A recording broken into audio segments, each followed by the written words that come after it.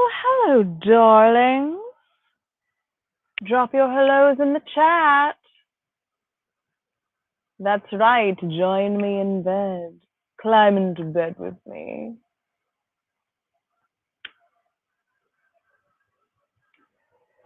I hope you've all had a wonderful week.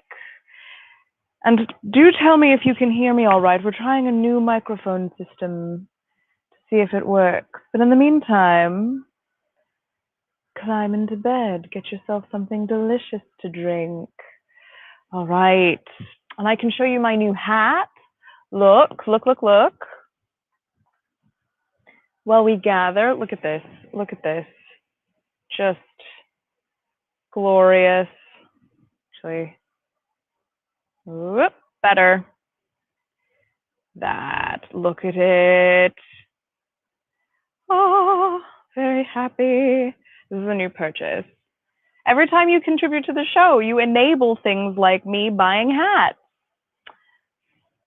Put it on. And I'm wearing my yellow pansy. It's my Nemosine yellow, my memory yellow. Now I know why all of those ribbons for memory are yellow. The tie a yellow ribbon around the old oak tree. Hello, Sally. All right, darlings. Let's climb into bed and see how our day goes. Just going to. There we go. All right. The thing about these sleeves is that they're very well, they're very this. You can hear the shush, shush, shush, shush. So I'm gonna have to kind of pick the whole thing up to climb into bed. So I'm just gonna creep in like a weirdo. Ugh. And all the way around. Nailed it. Hello, darlings. Hello. Tell me how your week has been. It is a Monday night. That means it's time for the GlamourHobo Bedtime Tales, where I, your reader, your GlamourHobo Bedtime teller, Carmel, reads to you from classic science fiction or some new science fiction or some slash fiction or some fan fiction. If you send that to me, I will read it and potentially read it aloud to the internet. It doesn't have to be family friendly. It can be spicy if you like it that way. As Reverend Tommy has just pointed out, all the episodes later, and it's still an adventure watching me trying to get into bed. Yes, now you understand my comedy. It's just, if you start with clown, you just stay there. And sometimes if I move my legs around just so, you'll get a whiff of what's up the slip if I'm not careful. All right, darlings. Hello. I'm wearing my hair down, which is very weird. Down, as down as it gets. And it's warm, but it's not terrible, which is amazing. It's bearable. The egg, this beautiful Fabergé cake box that I live in, is so, approaching a level of comfort. What can I ask for? Let me set the scene for you. Here we are in the egg. It is quite warm, but not unbearable. The walls are radiating heart chakra green, if you're into that. It smells like frankincense in the air because I've been burning frankincense incense. I have lit a white candle in order for our communications to be smooth, and I've put out some lodestone, some natural lodestone, to encourage the magnetization of people to the show to watch this evening's reading. And a peacock feather, because showmanship and the air. So, darlings, I hope that my miniature altar to the gods of communication and entertainment, brings us all a little closer together this evening. We will start reading in just a moment. And again, our choices this evening are Railsea, which we started last week, and or Hitchhikers Guide to the Galaxy. And I swear we will be in the right book this time. I marked the page. And the tea that I am drinking is not tea at all, but continues to be that amazing spring water that I collected with my own hands from a natural spring here in Richmond, Virginia, near the James River.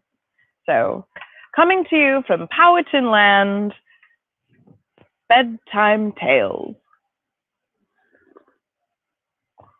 All right. So I have some announcements before we get started, but while I make them, please, all four of you who are watching, vote for what you want us to read tonight, either Railsea or more Hitchhiker's Guide to the Galaxy, potentially both. I have an announcement to make, which is that this show and all of the shows this week are brought to you by Mag of Holdings' new supplement that they are releasing. Take your supplements, children. It's good for you. And I will drop that right there. Look at that. Mag of Holding, Pirates and Seafaring. Very exciting, very exciting. And if you want to join their Kickstarter, which is the only way that you can get a copy of that, you can follow the link that I've just dropped for you. Ta-da! And the other thing I want to show you is this week on the 22nd, my new show, my immersive audio drama called Journey to the Kingdom of Hypnos, is debuting. World premiere at the Cleveland Borderlight Fringe. But because it's an immersive audio experience, you can experience it from anywhere. It is going to be lovely, and I'm really excited about it. It's just 30 minutes of your time, and it's an adventure down into the depths of where sleep lives, and you get into an adventurous confrontation with oblivion, and memory is by your side the whole way. And I'm going to give you a little sneaky peek. So I made a GIF for it. That's me. I made a GIF with naked people on it for my marketing. My official marketing has naked butts on it. I mean, look at that. And that painting is in the Yale Gallery of Art, and it is called Journey to the Kingdom of Hypnos, which really was the seed, the little kernel that pushed the idea out. And at the halfway point, I'll give you another little teaser from the photo shoot where we got that amazing photo. And as you can see, yellow pansy. I kept it. All right, darlings, it's time for us to do some reading. Hi, Bill. All right, we're doing both, it looks like. Yes, I've seen this painting in person as well. It literally stopped me in my tracks when I was looking at it, and it's huge.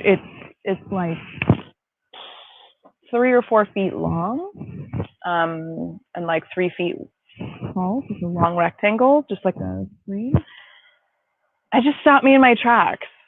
I didn't know what I was looking at, but it was so incredible and strange. And it was called it was called the Kingdom of Hypnos. And I'd never heard anything about Hypnos or the god of sleep in the underworld. And I just love the idea. I know you can kind of catch it, but there are, because it's supposed to be pitch black and completely quiet. But in this painting, there are angels flying around, and some of them have like butterfly wings on their hips, which is hilarious because that seems like a very unwieldy way to fly about.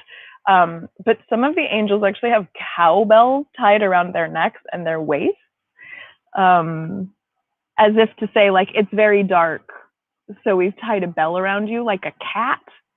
I don't even know. But like, I don't have the original painting on this computer. Otherwise, I would show it. But what I mean to say is the debut is on the 22nd. Technically, it's available all day, but I want to have a world premiere party. I want to have a listen party. I want to have a gathering. Perhaps we'll do it here on StreamYard. Perhaps I'll push it out to my YouTube and my Facebook. And so you can listen along, and then we'll have a bit of a gathering, maybe like a Zoom party or a Google Meet party. It's only $9 as well, because 9 is a magical number. So I'm going to drop you a link so that you can get yourself to the show, get yourself a ticket. You can buy tickets now. But I think tonight we'll start with Hitchhiker's Guide, because it's a bit of a warm-up. It's a bit of a tongue twister, because this book is brilliant, but the language is a bit of a tongue twister, and I know that Hitchhiker's Guide isn't much better, but like the words are a little bit more familiar. So let me push you towards the show. And then I will stop my shameless self-promotion, as Shakespeare says, and we'll get to the goods.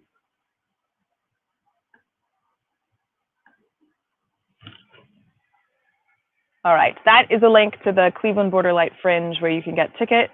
It will only be available through them, and then it will be back at another festival for the Edinburgh Fringe maybe in August, and then another festival in September. So it's not available all the time. It is only available during these festivals. It's very exciting. It's something completely new, and I am so into it, and I hope you will be delighted by it as well.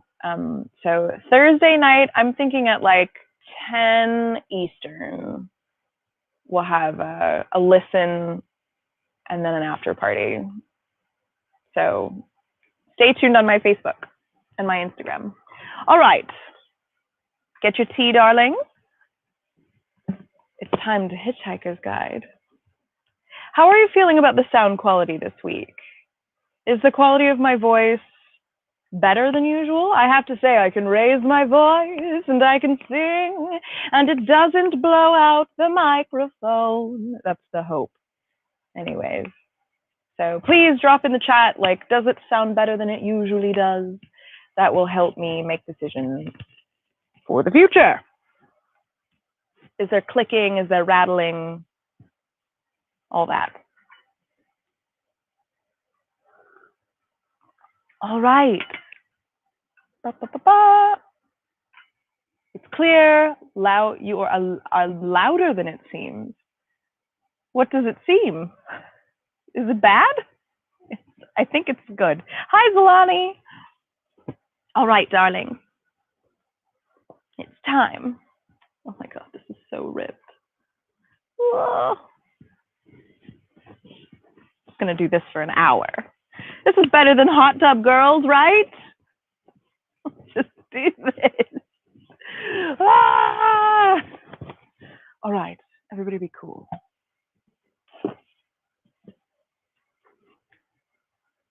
Hello, Cubby. Sigh for you.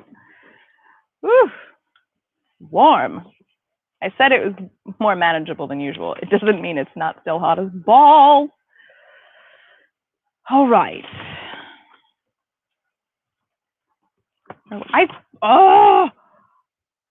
Guys, I think the gremlin is back because I swear to God, I put this bookmark where it was supposed to go and it is in the wrong spot again. You know, I had a dream last night about a trickster god coming to visit me. I'm not into that. I'm gonna have to do something about this room. What is happening? What kind of a monster would move a bookmark? All right. First book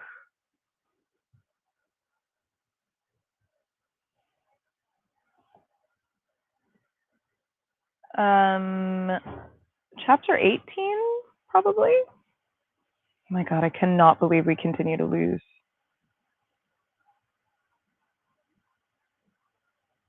Track.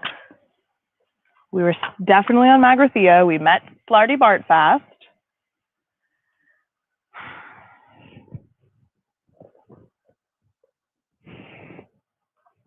Having glimmers, colded night to okay. Slarty Bartfast.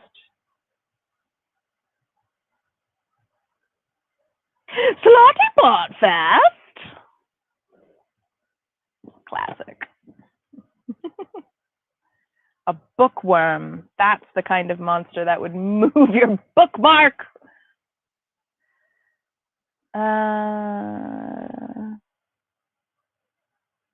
Oh, yes, that's where we are.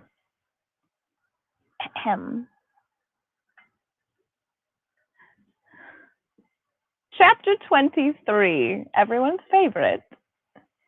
It is an important and popular fact that things are not always what they seem. That is the first sentence of this chapter, which is exactly what we were just talking about in the chat. Synchronicity. For instance, on the planet Earth, man had always assumed that he was more intelligent than dolphins because he had achieved so much. The wheel, New York, wars, and so on. While all the dolphins had ever done was muck about in the water having a good time. But, conversely, the dolphins had always believed that they were the far more intelligent being than man, for precisely the same reasons. Curiously enough, the dolphins had long known of the impending destruction of the planet Earth and had made many attempts to alert mankind to the danger. But most of their communications were misinterpreted as amusing attempts to punch footballs or whistle for tidbits, so they eventually gave up and left the Earth by their own means shortly before the Vogons arrived.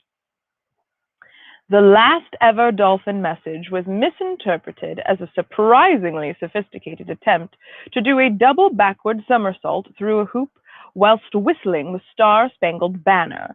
But, in fact, the message was, "So long, and thanks for all the fish." In fact, there was only one species on the planet more intelligent than dolphins, and they spent a lot of their time in behavioral research laboratories running round inside wheels and conducting frighteningly elegant and subtle experiments on man. The fact that once again man completely misinterpreted this relationship was entirely according to these creatures' plan. So long and thanks for all the fish. Bop, bop, bop, bop, bop, bop, bop, bop. We'd like to tell you, but we can't. So long and thanks for all the fish. So long and thanks for all the fish. Bop, bop. I can't remember how it goes, but there's definitely a song. And I've realized I don't actually have to be wearing a headphone to be using this microphone. Just throwing me off. All right. Here we go. Chapter 24.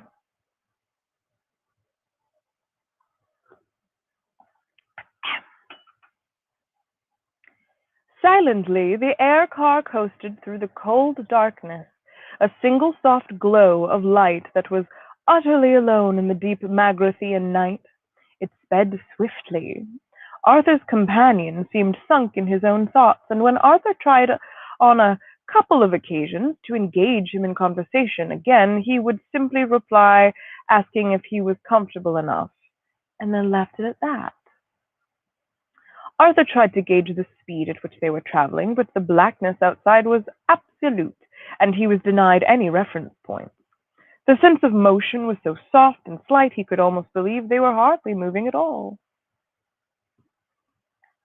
Then a tiny glow of light appeared in the far distance, and within seconds had grown so much in size that Arthur realized it was traveling toward them at a colossal speed, and he tried to make out what sort of craft it might be.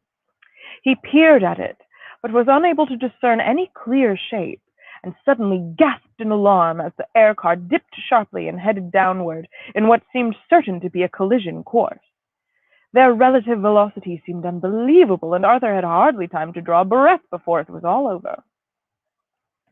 The next thing he was aware of was an insane silver blur that seemed to surround him. He twisted his head sharply round and saw a small black point dwindling rapidly in the distance behind them, and it took him several seconds to realize what had happened. They had plunged into a tunnel in the ground. The colossal speed had been their own relative to the glow of the light, which was a stationary hole in the ground, the mouth of a tunnel. The insane blur of silver was the circular wall of the tunnel down which they were shooting, apparently at several hundred miles per hour. He closed his eyes in terror.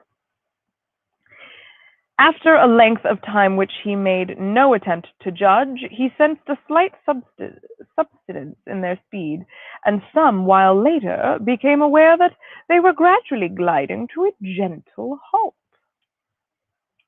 He opened his eyes again. They were still in the silver tunnel, threading and weaving their way through what appeared to be crisscross warren of converging tunnels. When they finally stopped, it was in a small chamber of curved steel. Several tunnels had their termini here, and at the farther end of the chamber Arthur could see a circle of dim, irritating light. It was irritating because it played tricks with the eyes. It was impossible to focus on it properly or tell how near or far it was.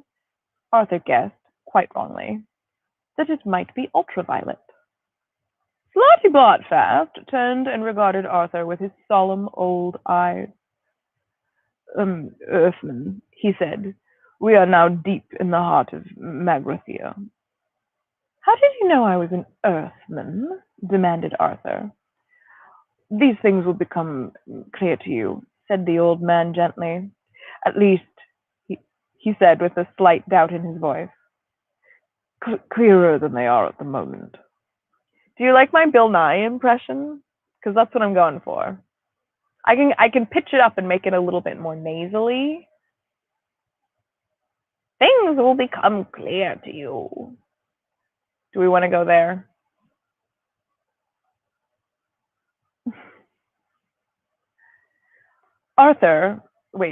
He continued, I should warn you that the chamber we are about to pass into does not literally exist within our planet.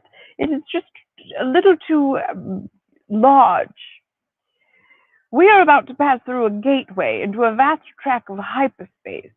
It may disturb you. Arthur made nervous noises. Slarty-Bartfast touched a button and added not entirely reassuringly, It scares the willies out of me. Hold tight. The car shot forward straight into the circle of light, and suddenly Arthur had a fairly clear idea of what infinity looked like. What do we think? Do we want to stick with the high-pitched, nasally old man voice? Or do we want to go, it's the nasally old man voice?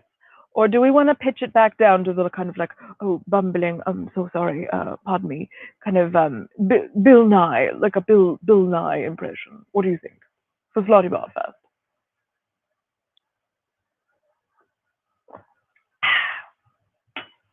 If you're just joining us, my name is Carmel. We are reading The Hitchhiker's Guide to the Galaxy, Book the First. All right. It wasn't infinity, in fact. Infinity itself looks flat and uninteresting. Looking up into the night sky is looking into infinity. Distance is incomprehensible and therefore meaningless. All right, we're going with Bill Nye.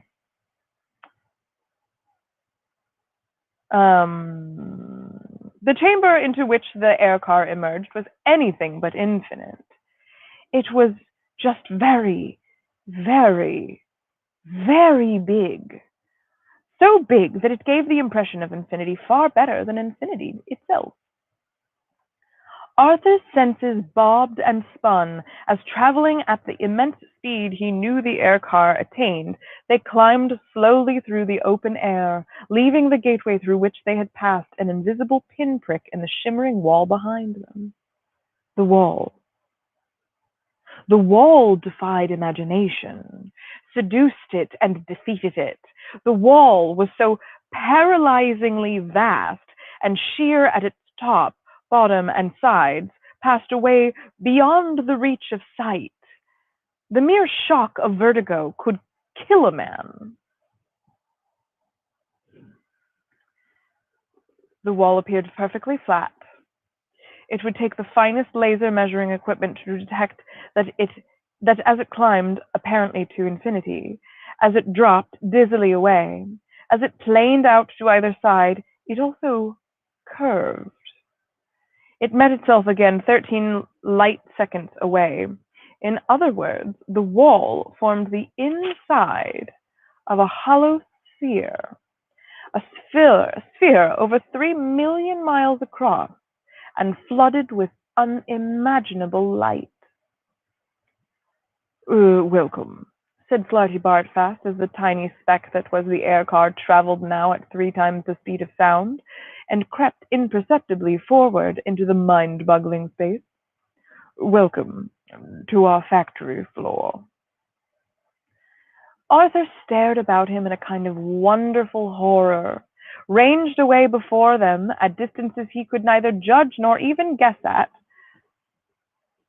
were a series of curious suspensions, delicate traceries of metal and light hung about shadowy spherical shapes that hung in the space.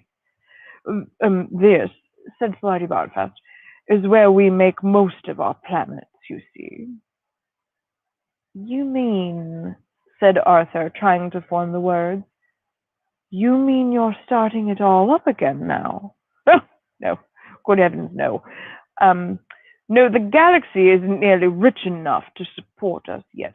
No, we've been awakened to platform just one extraordinary commission for very special clients from another dimension. It may interest you. There in the distance in front of us. Arthur followed the old man's finger till he was able to pick out the floating structure he was pointing at. It was indeed the only one of the many structures that betrayed any sign of activity about it, though this was more a subliminal impression than anything one could put one's finger on. At the moment, however, a flash of light arced through the structure and revealed in stark relief the patterns that were formed on the dark sphere within. Patterns that Arthur knew, roughly blobby shapes that were as familiar to him as the shapes of words, part of the furniture of his mind. For a few seconds, he sat in stunned silence as the images rushed around his mind and tried to find somewhere to settle down and make sense. Part of his brain told him that he knew perfectly well that he was looking at, and what the shapes represented, while another quite sensibly refused to countenance the idea and abdicated responsibility for any further thinking to do in that direction. Thank you very much. The flash came again, and this time there could be no doubt. The Earth, whispered Arthur. Well, the Earth Mark II, in fact, said Flarty Bartfast cheerfully. We're making a copy from our original blueprint. There was a pause. Are you trying to tell me, said Arthur slowly and with control, that you originally made Earth? Oh, yes. Did you ever go to a place? I think it was called Norway. No, said Arthur. No, I didn't. Pity. That was one of mine.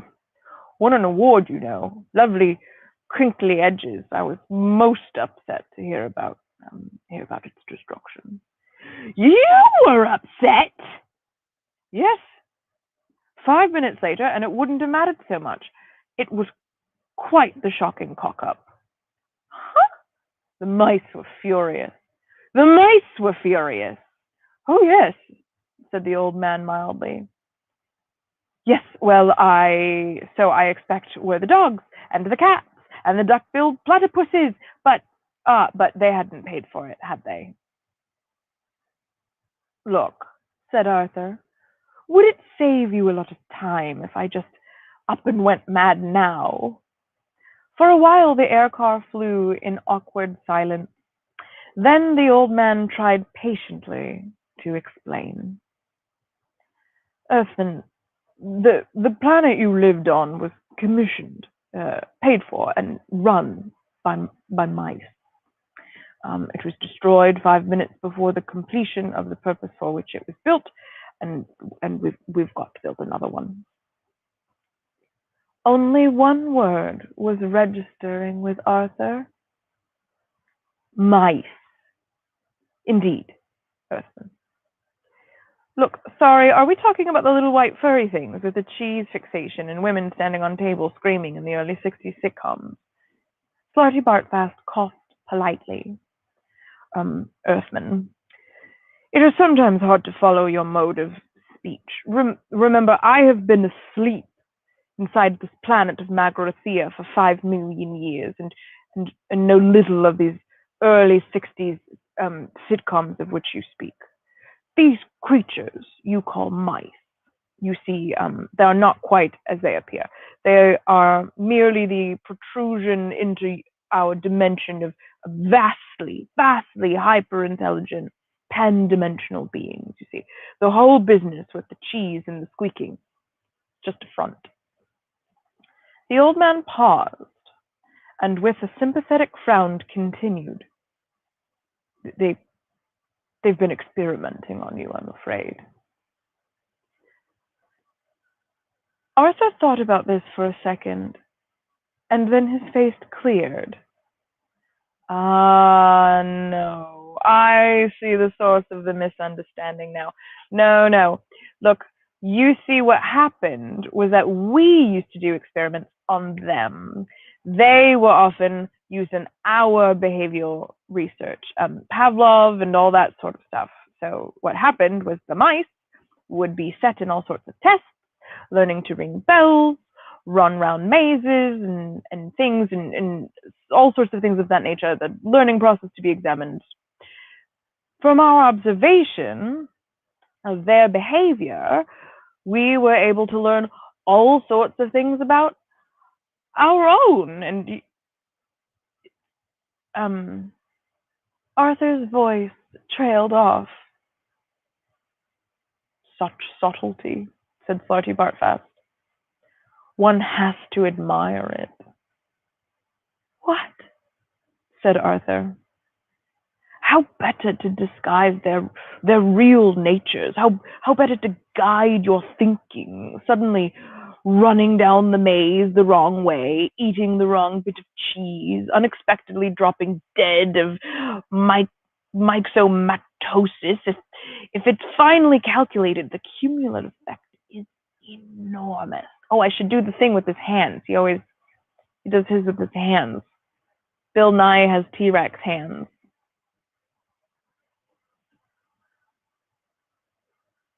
If it's finely calculated, the cumulative effect is enormous. He paused for effect.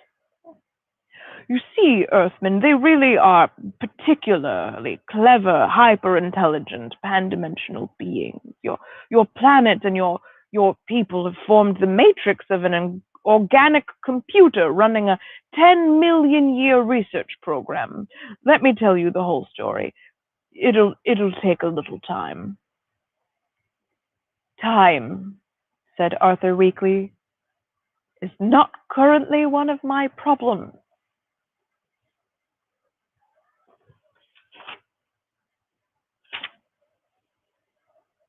Right. Whew. How long is the next chapter? Let's see. So we're going to switch to Railsea. We should do it now.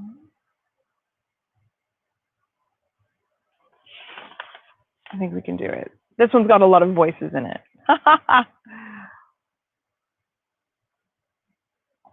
All right.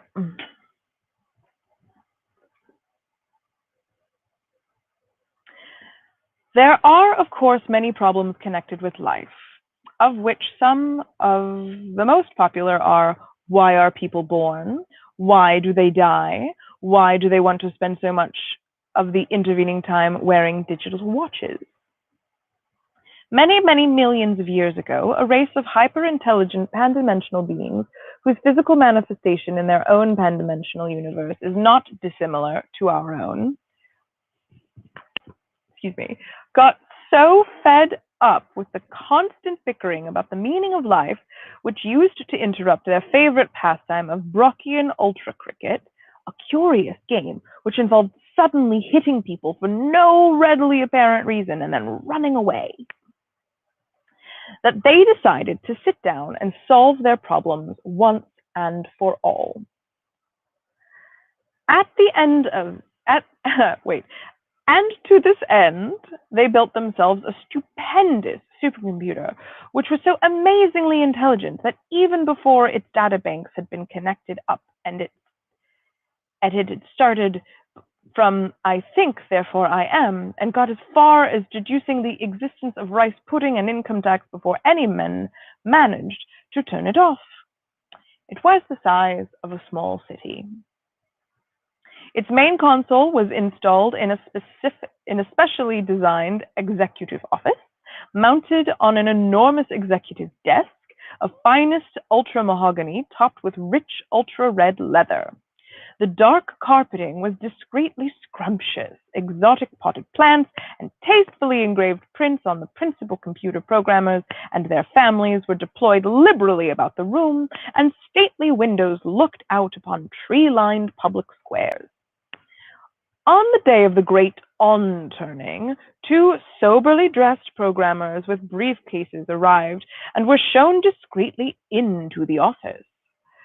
They were aware that this day they would represent their entire race in its greatest moment, but they conducted themselves calmly and quietly as they seated themselves deferentially before the desk, opened their briefcases, and took out their leather-bound notebooks.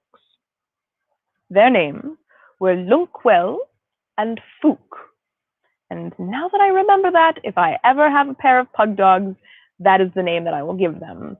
A fawn-colored one that will be Fook, and a dark-colored one which will be Lunkville, said with a German accent.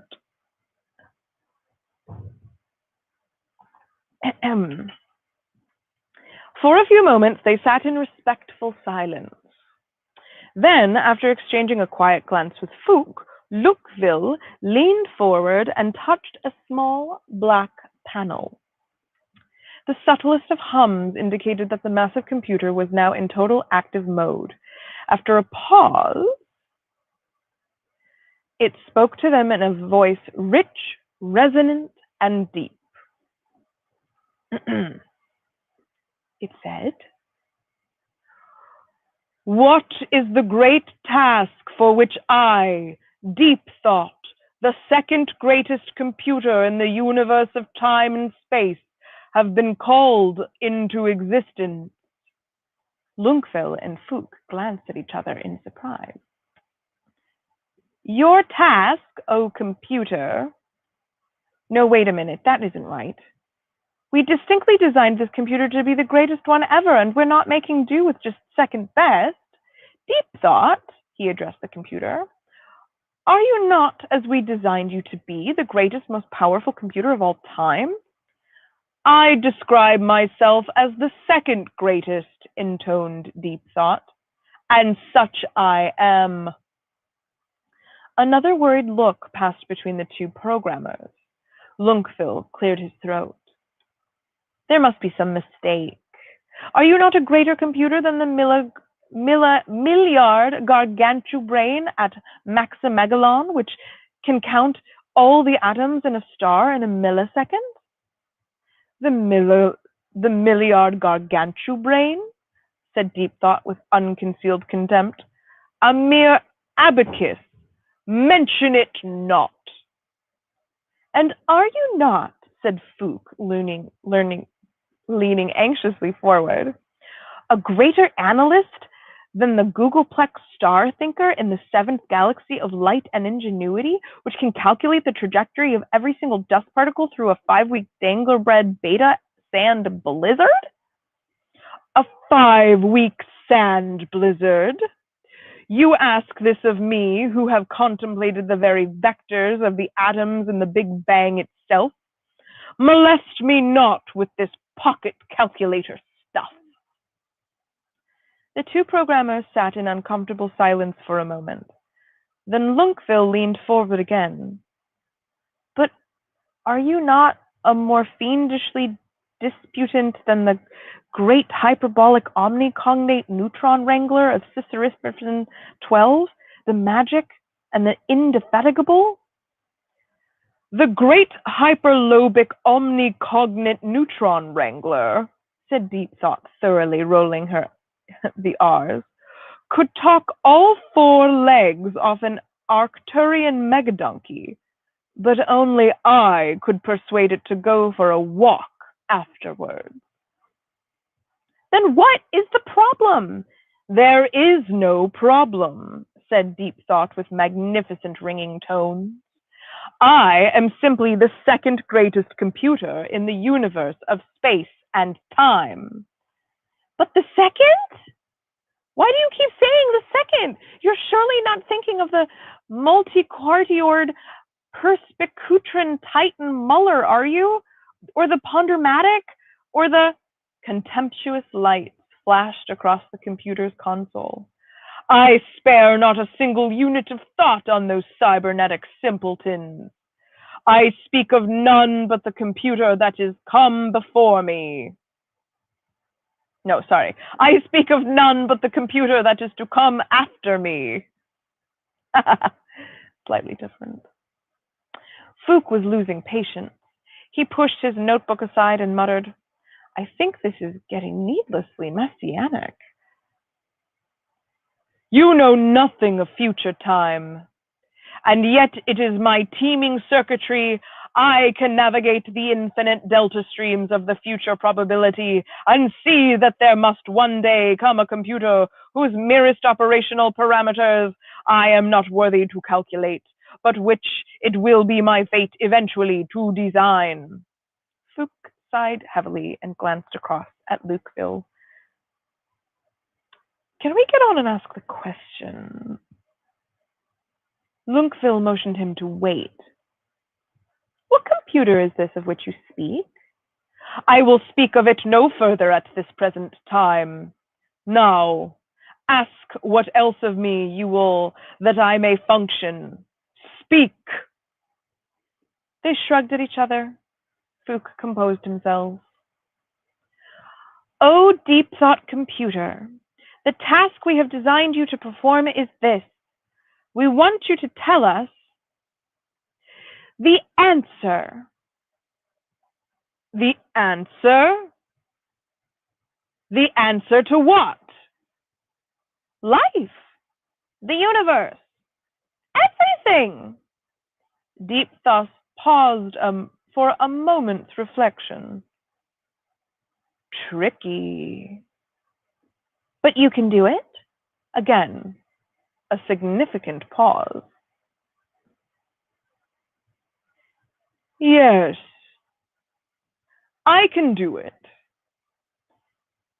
There is an answer, said Fook with breathless excitement.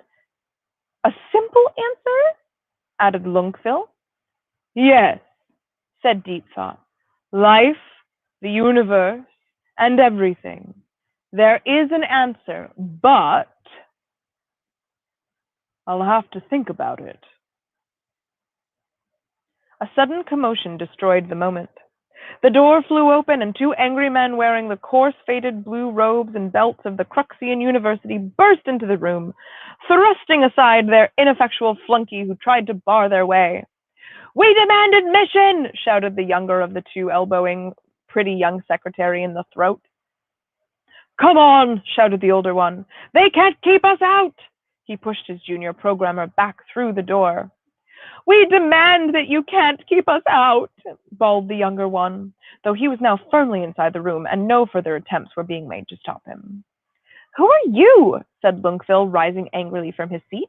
What do you want? I am Magic Thesi, announced the older one. And I demand that I am Vroomvondel, shouted the younger one. Magic Thesi turned on Vroomvondel. It's all right, he explained to Anne. You don't need to demand that. All right, said Vroomvondel, banging on the nearby desk. I am Vroomvondel, and that is not a demand. That is a solid fact. What we demand is solid facts. No, we don't, exclaimed Magic Thesi in irritation. That is precisely what we do not demand. Scarcely pausing for breath, Vroomvondel shouted, We don't demand solid facts. What we demand is total absence of solid facts. I demand that I may or may not be Vroomvondel. But who the devil are you? Exclaimed an outraged Fook. We, said Magic Thesi, are philosophers. Though we may not be, said Vroomvondel, waving a warning finger at the programmers. Yes, we are, insisted Magic Thesi.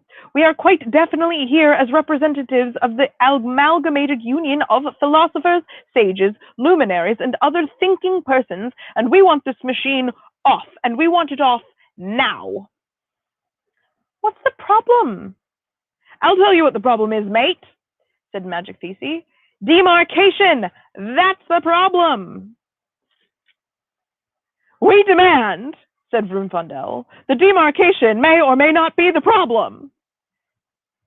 You just let the machines get on with the adding up, warned Magic Thesi, and we'll take care of the eternal verities. Thank you very much. You want to check your legal position, you do you, mate. Under law, the quest for ultimate truth is quite clearly the inalienable prerogative of your working thinkers. Any bloody machine goes and actually finds it, and we are straight out of a job. I mean, what's the use of our sitting up half the night arguing that there may or may not be a God if there's a machine who only goes and gives you a bleeding phone number the next morning? That's right, shouted Vroomvondel. We demand rigidly defined areas of doubt and uncertainty. Suddenly, a stentorian voice boomed across the room. May I make an observation at this point? Inquired Deep Thought. We'll go on strike, said Vroomvondel. That's right, agreed Magic Thesi. You'll have a national philosophers strike on your hands. The hum level in the room suddenly increased as several ancillary bass driver units mounted in sedately carved and varnished cabinet speakers around the room cut in to give Deep Thought's voice a little bit more power. All I wanted to say is that my circuits are now irrevocably committed to calculating the answer to the ultimate question of life, the universe, and everything. He paused and satisfied himself that he now had everyone's attention before continuing more quietly. But the program will take a little while to run. Fook glanced impatiently at his watch. How long? 7.5 million years. Lunkville and Fook blinked at each other.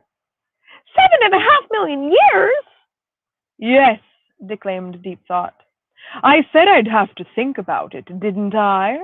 And it occurs to me that running a program like this is bound to create an enormous amount of popular publicity for the whole area of philosophy in general.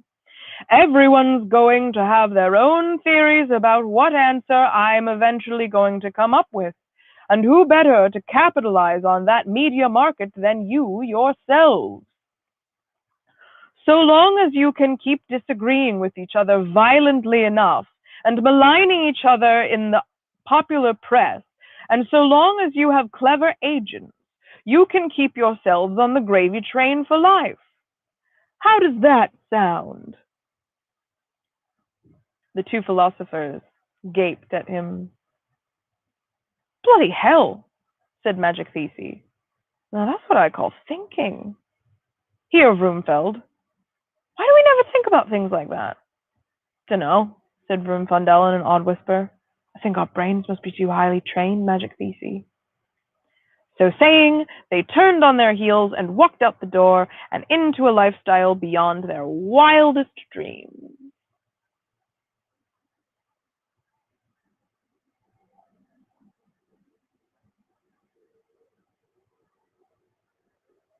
Chapter 26. It's only one paragraph. Yes, very salutary, said Arthur after Slarty Bartfast had related the salient points of the story to him. But I don't understand what all this has got to do with the earth and mice and things. Oh, that is but the first half of the story, Earthman, said the old man. If you would care to discover what happened 7.5 million years later on the great day of the answer, allow me to invite you to my study, where you can experience the events yourself on our sensor tape records. Like that is, unless you would care to take a quick stroll on the surface of New Earth. It's only half completed, I'm afraid. We haven't even finished burying the artificial dinosaur skeletons in the crust yet. Then we have the tertiary and quaternary periods in the Cenozoic era to lay down. And like, no, thank you, said Arthur. It wouldn't be quite the same. No, it wouldn't be, said Slarty Bartfast, and he turned the air car around and headed back toward the mind-numbing wall. Witness me as I put this bookmark that was a gift from a watcher into this book, where it belongs in the correct place, into this book. And I close the book, and it lives there. I have marked it. So next week, when I open up this fucking book, and the bookmark is missing, what am I to do? We've blown right on through the show, but I am going to share something with you, which is a bit of a behind the scenes about the show that is opening on Thursday, The Journey to the Kingdom of Hypnos. So there technically is music with this. I don't know if you can hear it or not, but let's try it. It takes 1 minute exactly.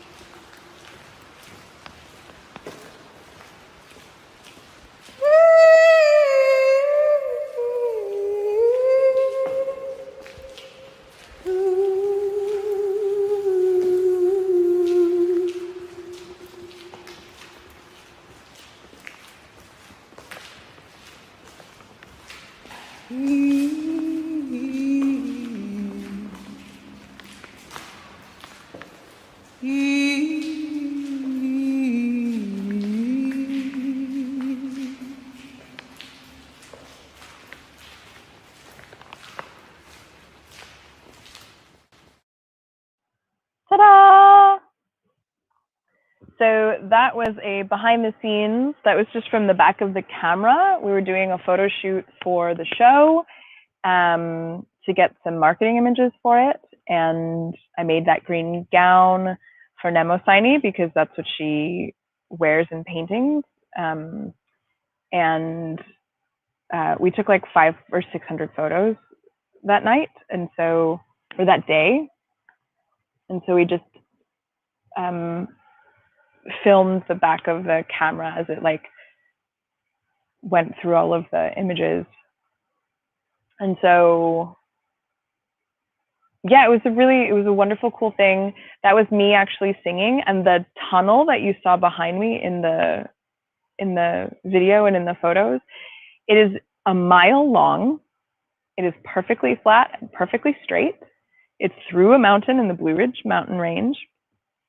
It was built as a rail tunnel 100 years ago by a man named Claudius Crozet. And you can walk through it. There is no light at all. There is no electricity. There is nothing. There is some water running through it on the sides, and it's just the spookiest, most lovely place. It's a big cavern. It's probably 30 feet high.